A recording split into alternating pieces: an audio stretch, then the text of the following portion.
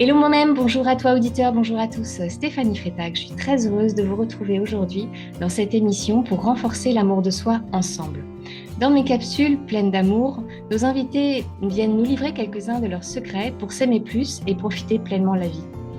Aujourd'hui, j'ai la joie de recevoir Jean Sommer. Bonjour Jean.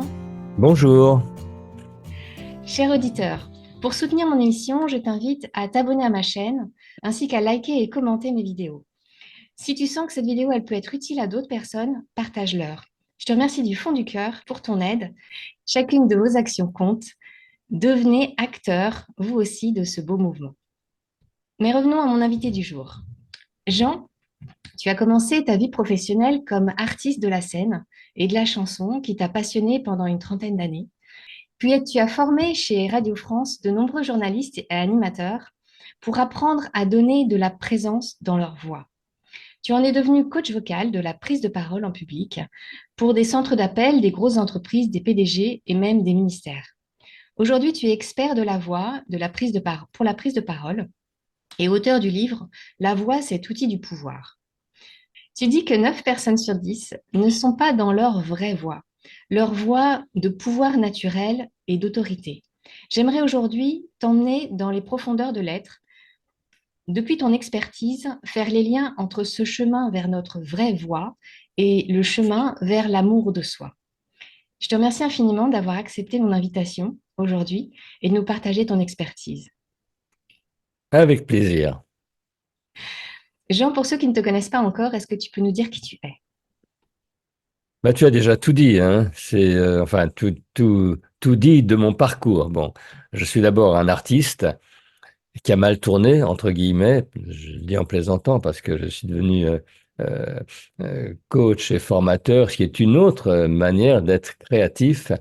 Et quand je dis c'est une autre façon, parce que chaque personne que je rencontre, que j'accompagne, que je coach, etc., se présente comme une énigme parce que chacun de nous est unique et chacun de nous est rare. Et le coach doit comprendre, comment dire, euh, analyser avec sa compétence technique, mais écouter avec son intuition et son sens, son oreille. Je pense que j'ai une bonne oreille, c'est-à-dire que au-delà des apparences d'une voix qui est plus ou moins agréable, qui est plus ou moins techniquement bien, etc., j'entends aussi, c'était d'ailleurs le sujet de mon livre, j'entends les strates de la personne, c'est-à-dire on peut entendre l'adolescent, l'adolescente, l'adulte, on peut entendre quelqu'un qui a confiance, quelqu'un qui n'a pas confiance, bref, en quelques centièmes de seconde, je dis quelques centièmes de seconde, on sait intuitivement, de manière animale, qui est qui.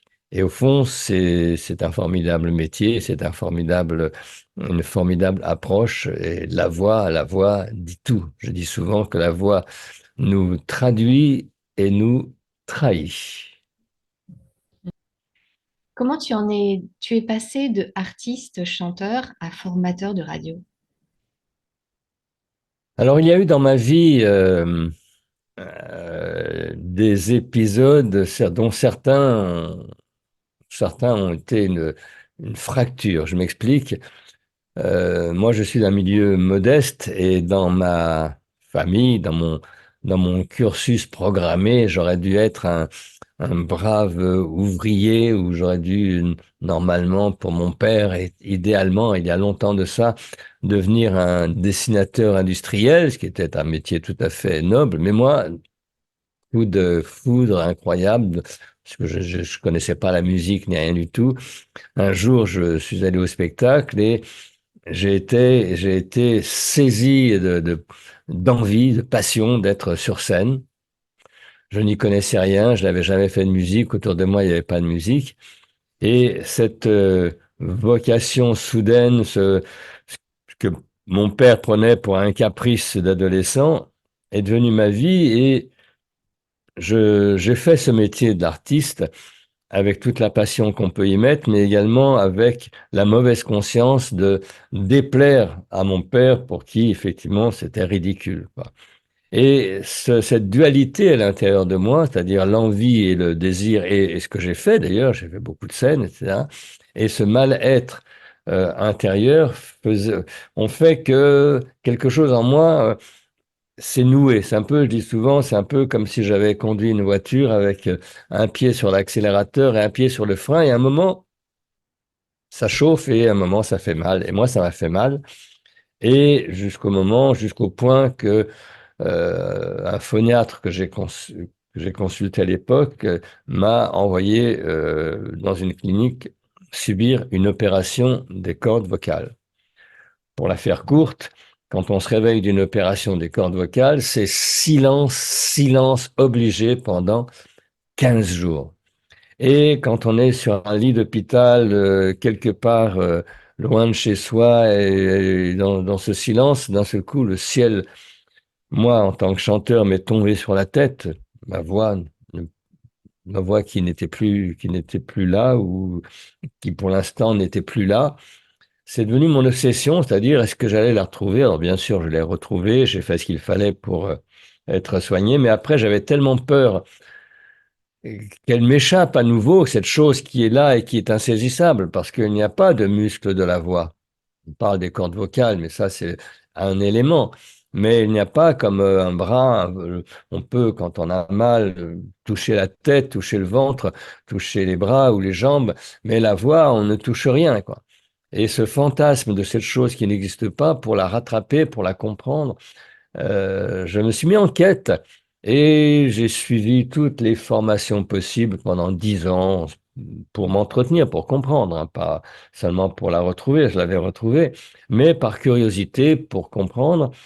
Et je me suis pris au jeu finalement, c'est-à-dire que je suis devenu de plus en plus informé, de plus en plus expérimenté, même expert, et j'ai commencé à conseiller mes petits camarades, chanteurs, comédiens, etc. à l'époque, jusqu'au jour où Radio France a entendu parler de ce que je faisais, de ma démarche, de ma pédagogie, et on m'a proposé de coacher un groupe d'animateurs, journalistes, et ce qui devait être l'affaire d'une fois, bah, s'est transformé en 5 années. Et je dis souvent que c'est là que j'ai mal tourné, que j'ai quitté la scène artistique pour la scène sociale, la scène culturelle, économique, etc. Et que j'ai ensuite enchaîné avec l'entreprise, quoi. En Mhm. gros, le parcours d'un artiste, en fait, les choses ne se font pas par décision, ce sont parfois les accidents qui sont terribles sur le moment, qui peuvent être terribles, qui vont faire qu'on va muter. Moi, j'ai la chance, je l'estime, je dis que j'ai la chance parce que c'est ce que j'ai toujours vérifié chez moi, j'ai la chance d'être créatif, c'est-à-dire que je prends un coup sur la tête, je suis le plus désespéré, et puis dans l'heure ou dans la journée qui suit, il y a une petite lumière qui se réallume et qui dit, ah, peut-être que, et ça repart sur des choses, quoi. Je connais ça aussi. Quelles ont été les trois grandes les réalisations de ta vie dont tu sens de la fierté aujourd'hui? Les trois grandes réalisations, ah. Pourquoi trois et quelles trois? Euh, alors, je vais dire quelque chose qui n'est peut-être pas en rapport avec la bonne réponse. C'est d'abord créer une famille. Mhm. Ça, C'est c'est très... ça, c'était une première chose. Deuxièmement, être un artiste. C'est-à-dire que j'ai vraiment poussé, je me suis vraiment investi, et moi qui venais de nulle part, d'un monde très très loin. Je suis allé très très haut dans l'estime des gens. J'ai beaucoup tourné avec Jean Ferrat. Je suis passé en première partie de Brassens. J'ai beaucoup tourné moi-même sur mon nom dans le monde entier. J'ai eu à deux reprises le Grand Prix de l'Académie Charles Cros. Enfin, j'étais quelqu'un de très estimé dans le métier. Euh, mais il y avait effectivement ce frein en moi qui m'a certainement court-circuité quelque chose qui aurait pu aller plus loin, mais il n'y a pas de regret. Donc, deuxième, ça c'est ma deuxième fierté, enfin deuxième ou autre fierté. Et il y a une fierté que j'ai aussi qui est venue après cette cassure avec l'accident de la voix, c'est que pour me reconstruire, au fond, j'ai voulu tourner le dos à la chanson, mais je m'intéressais toujours à à l'expression. Et je me suis à l'époque, il y a maintenant 25 ans de ça, je me suis intéressé au hip-hop, qui n'était pas du tout ma culture. Et j'ai dirigé une compagnie de danseurs-rappeurs au Muro. Et ça a été probablement l'un des moments les plus difficiles et en même temps les plus stimulants de mon parcours, parce que complètement hors de ma zone de confort. Et on a fait vraiment un beau spectacle qui a fait peur à tout le monde, parce que toute la ville était là, y compris la police, parce que que la, c'était que le public black et beurre, c'est-à-dire un public qui ne venait jamais au spectacle et qui d'un seul coup était là. C'était donc au Muro il y a longtemps. Il y avait la police, il y avait les pompiers, il y avait le maire, il y avait tout le monde, parce qu'il y a eu il y a eu des pare-brises pétés, je crois, un truc comme ça. Enfin bon, disons que un moment où une part disons qu'une part de la violence sociale, entre guillemets, que j'ai pu, que j'ai su, enfin peu importe, apprivoiser pour faire que 20 jeunes qui n'étaient pas du tout programmés pour se canaliser, pour faire du spectacle, est tenu, quoi. C'est 20 jeunes, c'était entre 16 et 20 ans, on voit, c'est la part, comment dire, le moment le plus rebelle de la vie. Et c'est un peu comme si j'étais entré dans une cage aux fauves avec 20 tigres ou 20 lions. Et c'est un moment très fort.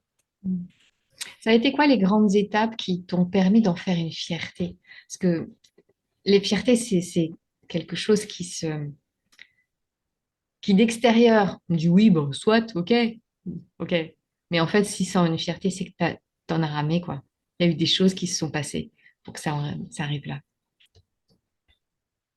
Je peux pas dire quelles sont les étapes. Je pense que c'est ce qui m'a toujours quand même tenu au corps. Alors, je sais pas si c'est la réponse à la question, mais c'est une détermination et une discipline constante. Et la confiance. Alors, moi, j'ai pas appris à être fier, quoi. Je l'apprends même maintenant un petit peu, je l'apprends aux gens que je coach, mais j'ai pas appris. Moi, j'ai appris surtout à faire ce qu'il faut. Et, euh, et je dirais que quand c'est fait, on passe à autre chose, quoi. On ne s'arrête pas. Donc, j'ai pas forcément appris à m'auto-célébrer comme c'est bien de le faire, à se récompenser. C'est peut-être quelque chose que j'apprends à faire maintenant un peu plus. Euh, ouais, disons que je m'accorde de la fierté maintenant, mais durant tout mon parcours, j'ai toujours fait les choses, même, je dirais, même les choses les mieux réalisées, avec toujours autre chose à faire, l'aspiration à autre chose, ailleurs, autrement, et encore mieux. Bref, L'étape d'après à chaque fois. comment? C'était dans l'étape d'après à chaque fois. C'était pas forcément l'étape d'après, parce que quand on fait et qu'on fait bien, c'est rare qu'il y ait un point final où on se dit, ça y est, je l'ai fait. Enfin, je parle pour moi. Je pense en ce moment, pour des gens qui préparent les JO, avoir une médaille d'or, c'est une étape, et c'est une étape qui se fixe, qui se grave même, sinon dans le bronze, mais dans l'or. Tu, Et tu- avoir peut-être la médaille de bronze, c'est bon. Et les étapes, ça peut être écrire son premier livre. Une fois ah qu'il si, alors, il y a oui, oui, il y a une fierté que je n'ai pas nommée, c'est écrire mon livre. Ouais, ouais, ouais, ouais. Ça, oui, c'est une grosse fierté, ça, avoir écrit mon livre, quoi.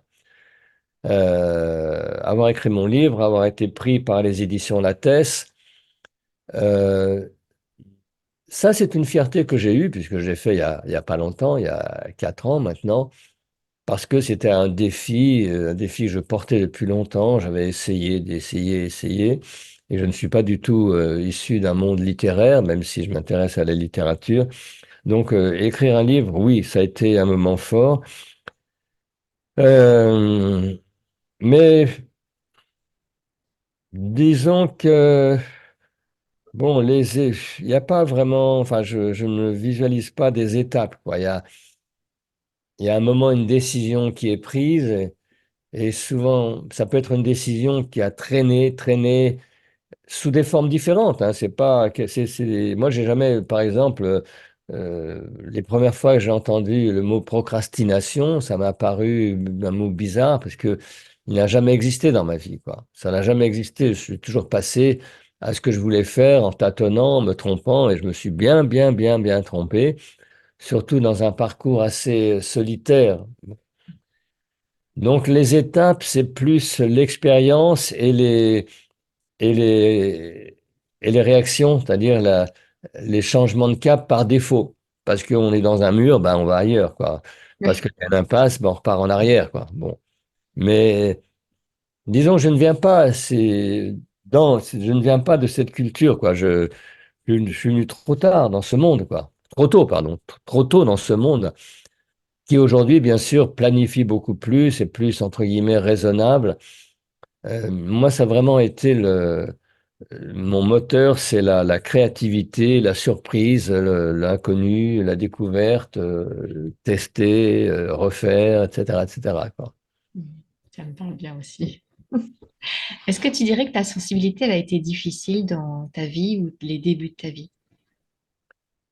Euh, oui, enfin, oui, parce que c'était une sensibilité contrariée pour mon père, entre autres, justement, euh, la, qui avait fait la guerre, qui avait vraiment, qui a eu une vie dure. Hein.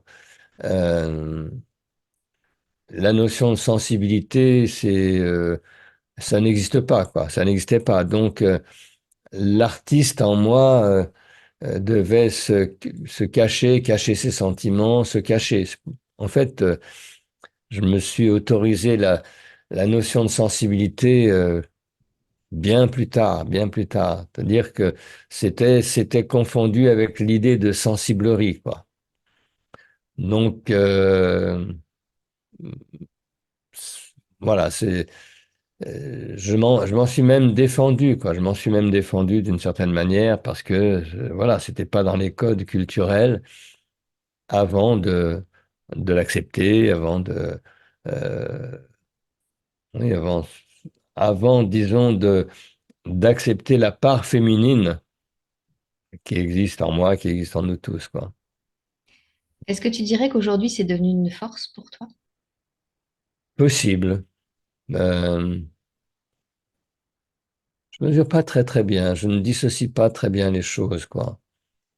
La force pour moi, c'est encore une fois cette relation à la créativité, à la chance d'être surpris par ce qui vient, quoi, constamment. La sensibilité en fait partie, quoi.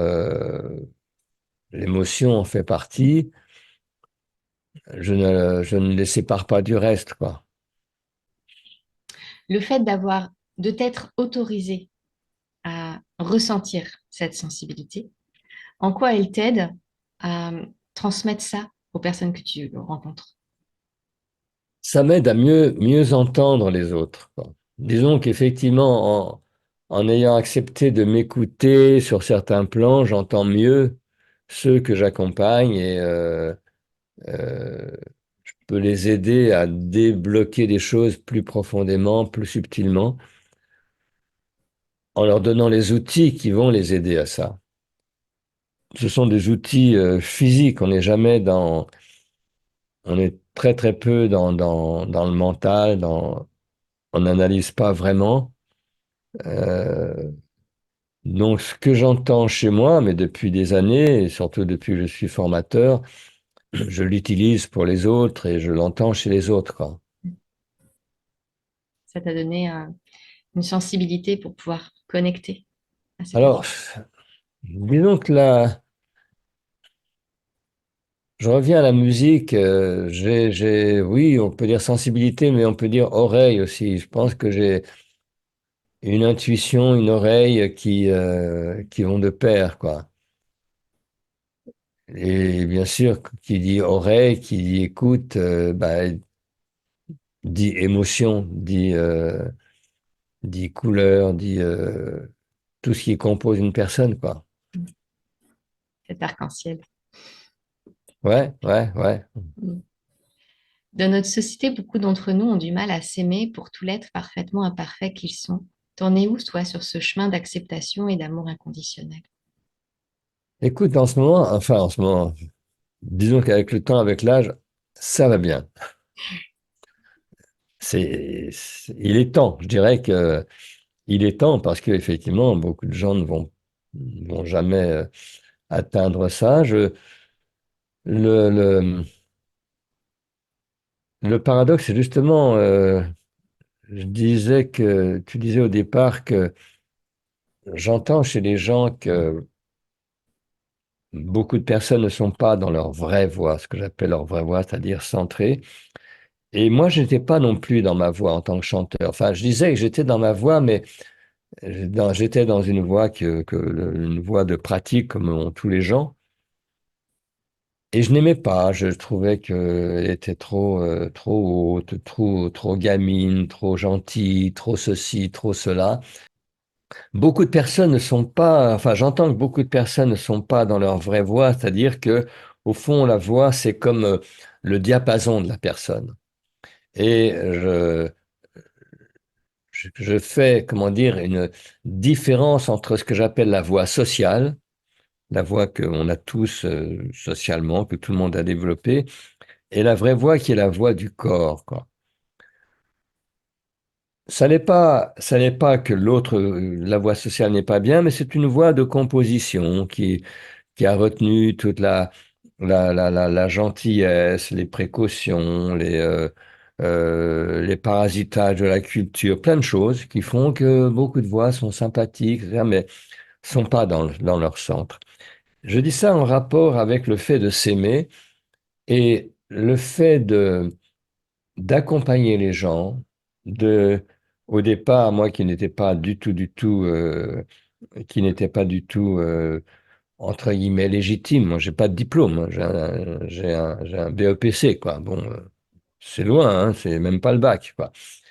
Et le fait de coacher les gens, de les accompagner et d'entendre, de les aider à s'incarner, ça m'a également aidé, moi, à m'incarner, quoi. C'est dans un... Et disons qu'aujourd'hui, je m'aime dans ma voix qui est ce que je pense être la vibration de ma vérité, quoi. D'ailleurs, beaucoup de gens me renvoient que ça fonctionne bien, que c'est agréable, etc. Et moi aussi, ça m'est agréable. Et c'est un peu comme si, effectivement, j'étais bien chez moi et je l'entends. Je n'en suis pas fier comme ça, mais j'en suis, comment dire, heureux parce que c'est un matériau qui me va bien. Quand je dis ce matériau, c'est la voix, mais ce que je peux exprimer à travers elle, c'est-à-dire effectivement ma personne, mes ressentis, mes émotions et ma manière de pouvoir dire aux gens, écoute, ça serait bien que dans ta vie, tu sois le patron de ta parole, le maître de ta parole, sans que ce soit ni arrogant, ni m'as-tu vu, simplement être dans ta plénitude et on l'entend dans une voix. Alors bien sûr, pour beaucoup de gens, pour 99% de la population, on va me dire, oui, mais moi, j'ai pas de problème de voix. Et je dis, bien sûr, vous parlez depuis l'âge de 5 ans, bon, personne n'a de problème en soi. Ça se pose pour des gens qui, à un moment donné, veulent prendre la parole, veulent effectivement s'exposer, et à ce moment-là, cette voix devient un outil, un vecteur, un média. Et effectivement, dans ce cas, il y a une question de cohérence. Des fois, on me dit, oui, mais bon, il suffit d'être sincère. Je dis, oui, on peut être sincère, mais sincèrement emmerdant. On peut être authentique, oui, mais on peut être authentiquement emmerdant, quoi. Hein. C'est pas, il y a cette petite différence, justement, avec, on va dire, l'alignement intérieur. Et l'alignement intérieur, c'est pas que dans la tête être simplement sincère, c'est du souffle, c'est de la posture, c'est de la colonne vertébrale, c'est de l'os, c'est du muscle, c'est de l'air, quoi, tu vois. Donc, pour revenir à la question, là, je me baladais dans tous les sens. Oui, je suis content d'être aujourd'hui dans une voie VOIE et VOIX qui me va bien. Est-ce qu'il y a eu un moment dans ta vie où tu as senti un changement, où tu t'es choisi, où il y a eu cette bascule? Tu nous as parlé de ce qui s'est passé à l'hôpital, mais c'est peut-être pas forcément celui-là. Non, celui-là, c'était un moment, entre guillemets, de crise, j'allais dire de victime. Tu as subi en tout cas. C'est un moment d'effondrement parce que là, on est dépendant des autres. Des moments de bascule, de changement, en fait, j'en ai eu beaucoup, quoi. J'en ai eu beaucoup parce que ce que je te disais tout à l'heure, c'est qu'à chaque fois que j'ai pris un coup sur la tête, et j'en ai pris, et j'en ai pris, et j'en ai pris, derrière, il y avait un rebond qui n'était pas qu'un rebond mécanique, qui à chaque fois m'interrogeait, quoi. Et de petites interrogations, ça fait travailler, quoi. Est-ce qu'il y a un moment plus fort? Il y a un moment fort, bien sûr, c'est quand tu as un enfant. Ça, c'est un moment très fort parce que, surtout quand c'est un moment choisi, parce que tu n'es plus l'enfant ou l'adolescent, même si tu as 50, 60, c'est que d'un seul coup, tu es l'auteur, le père, l'accompagnateur, le responsable d'une nouvelle vie. Et d'un seul coup, si tu es lucide, tu comprends que tu es vraiment responsable, pas. Jusque-là, tu peux vivre ta vie, faire des nuits blanches, boire, etc., etc. Et puis un jour, tu as un enfant et tu deviens responsable, quoi. Et ça, c'est un moment très, très fort. Indépendamment, bien sûr, de rencontres que j'ai pu faire, mais encore une fois, bon, j'oublie peut-être parce que j'ai pas forcément une très bonne mémoire, mais ouais, j'ai l'impression que j'ai plus fonctionné par rebond, rebond, rebond, ou comme dirait l'autre, de coup de pied au cul pour faire court, quoi. Ah oui, ah oui, ah Toujours oui. avancé. Ah oui, bah oui, oui, oui, oui, oui. Ouais, ok. C'est un petit peu ça. Mais des coups de pied au cul transformés. C'est ça le Oui, truc. voilà. C'est des coups de pied au qui t'ont permis de faire les trois pas de devant plutôt que de t'écrouler. Voilà, et puis les trois pas devant en conscience, c'est-à-dire pourquoi il m'a mis un coup de pied au cul, finalement c'est quelqu'un qui m'aime bien ou qui ne m'en veut pas, euh, ou c'est vrai il y a bah, ce qu'on vit tous en tant qu'entrepreneurs,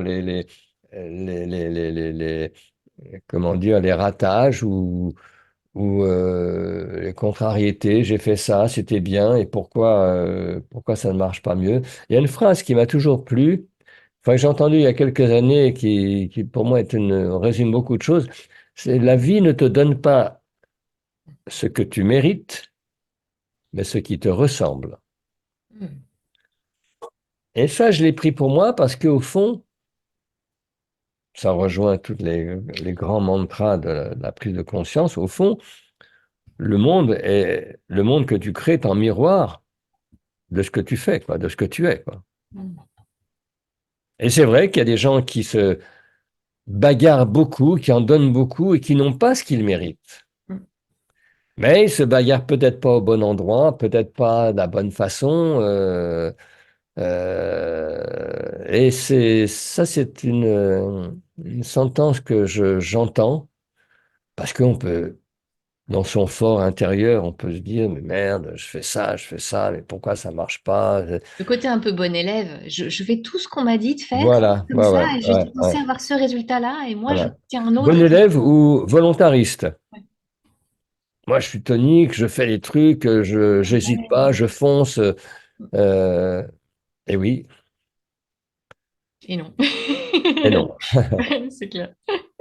Moi, j'aime bien la citation aussi. La vie nous donne pas ce dont on a envie, mais ce dont on a besoin. Et ça met aussi un peu de choses de. Ok, c'est, ça nous Ouais, rend. ouais, ouais. Ouais, ouais, ouais, ouais, ouais, ouais, ouais. On fait ce qu'on peut avec les cartes qu'elle nous donne, et c'est déjà pas mal. Ouais, ouais, ouais, ouais, absolument. Mm. Ouais, ouais, ouais, ouais. Au quotidien, il n'est pas toujours évident de prendre soin de soi. Qu'est-ce que Ouais. tu mets concrètement en place dans ta vie pour prendre soin de toi en ce moment? Au quotidien, je ne fais pas grand-chose, mais j'ai quand même des choses qui sont dans la continuité, qui sont bien. C'est-à-dire que je vais te donner un secret. Tous les jours, depuis que j'ai l'âge de 20, depuis que j'ai 20 ans, 22, 23 ans, tous les jours, je fais un minimum d'exercice physique.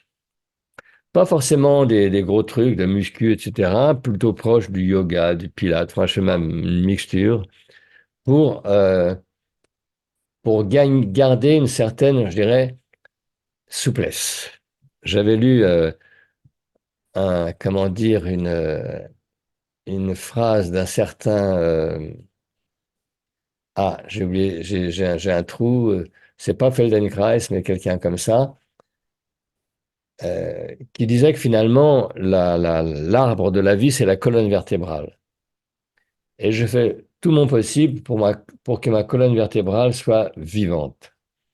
Donc, pour qu'elle soit vivante, il faut la faire tourner horizontalement, il faut la faire tourner. Bon, ça, c'est quelque chose que je fais constamment. C'est une chose.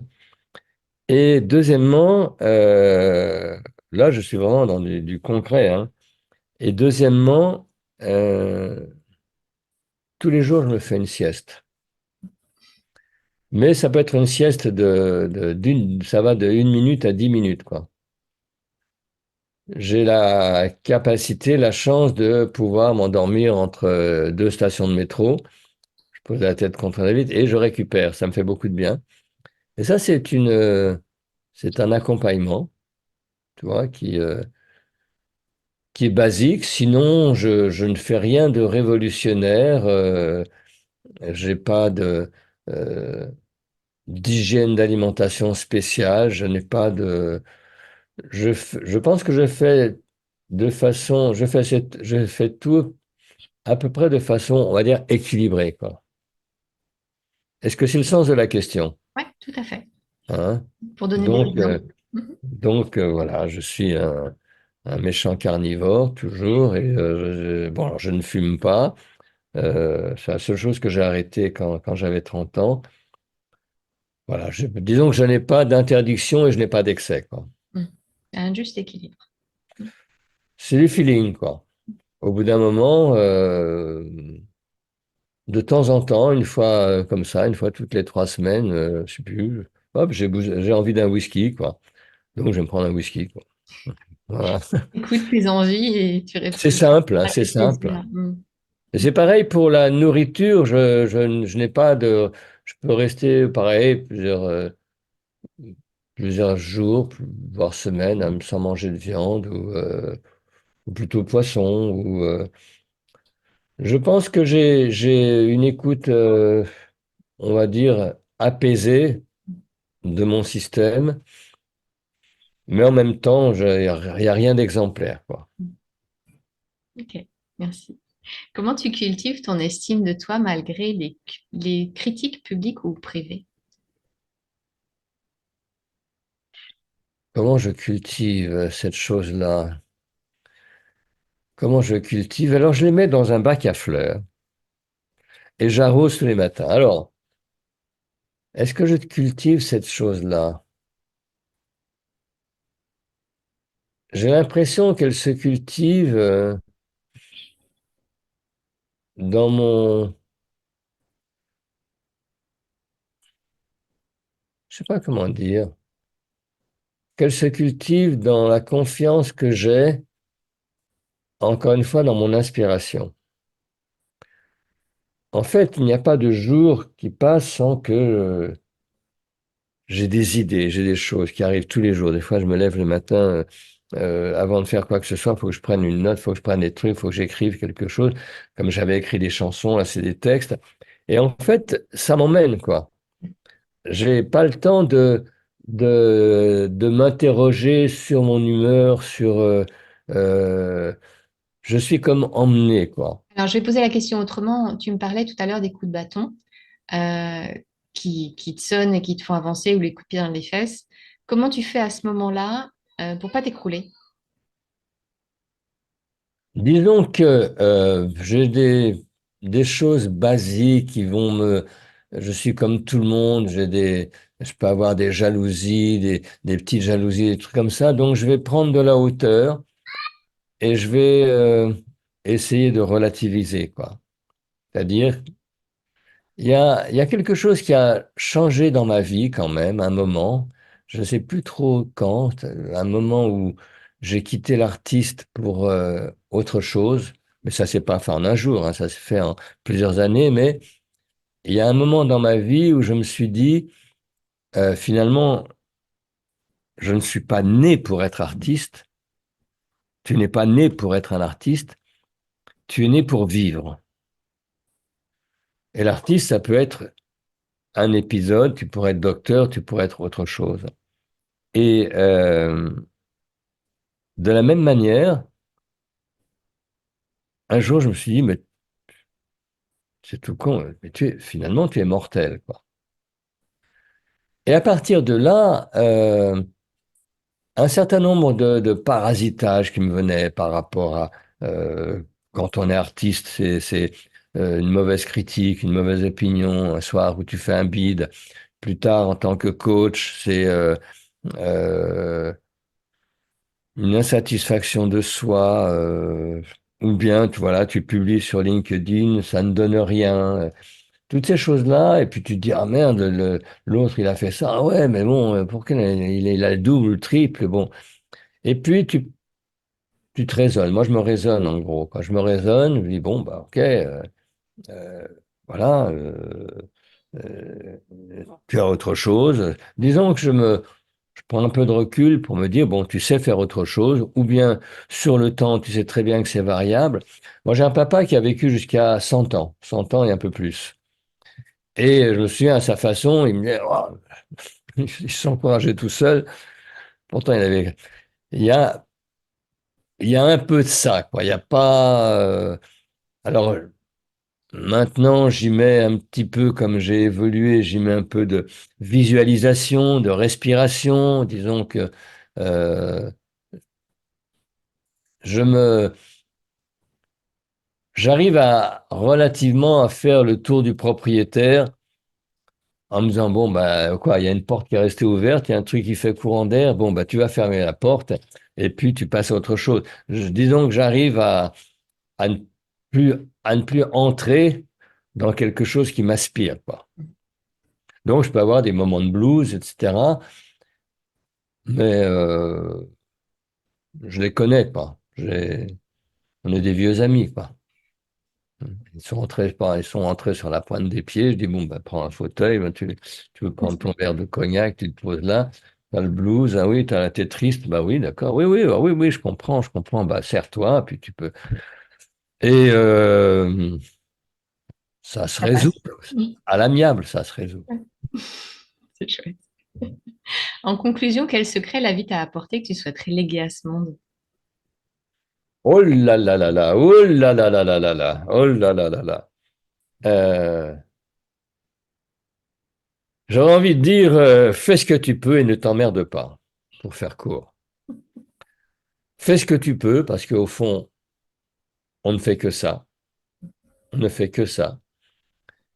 Y compris les gens qui battent des records, et y compris les gens qui ne font rien ou très peu par rapport à ce qu'ils voudraient. Alors, ensuite, à tous les cas. Mais en fait, on fait ce qu'on peut, quoi. Ça, c'est une chose. Et y compris quand on fait des trucs incroyables.